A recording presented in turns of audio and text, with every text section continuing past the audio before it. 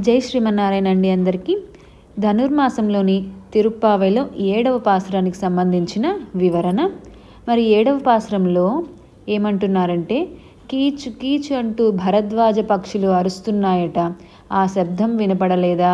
అలాగే గోపికలందరూ కూడా వాళ్ళ ఇళ్లల్లో ఉదయాన్నే లేచి మజ్జిగ చిలుకుతున్నారు. చిలుకుతుండగా వాళ్ళ మెడలోని కాసుల పేరులోని చిన్న చిన్న మామిడి పిందెలు చప్పుడు మజ్జిగ చిలికినప్పుడు వినపడలేదా? మెడలోని గొలుసులన్నీ పెనవేసుకొని వచ్చే ఆ చప్పుడు వినపడలేదా? నారాయణుడని కేశవుడని మేమందరం పాడుతూ ఉండగా నీవు కూడా లేచి రావాలి కదా అని మరొక గోపికను మేల్కొల్పారంట. మరి దీనికి అనుగుణంగా ఆ మజ్జిగ చిలికినప్పుడు వచ్చే చప్పుడు ఎలా ఉంటుందో మనకి తెలియపరచకుండా మన ముడుంబ అరుణ అమ్మగారు ఊరుకుంటారా? ఉండరు కదా.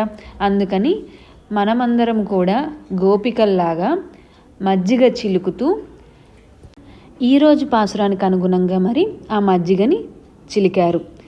మరి మన అమ్మగారు మరి ఇలా ప్రాక్టికల్గా ఎందుకు చేసి చూపిస్తున్నారు? మనకు అర్థం అవ్వడానికే కాకుండా ఎప్పటికీ గుర్తుండిపోయేలాగా ఉండాలని చేయిస్తున్నారు. జై శ్రీమన్నారాయణ.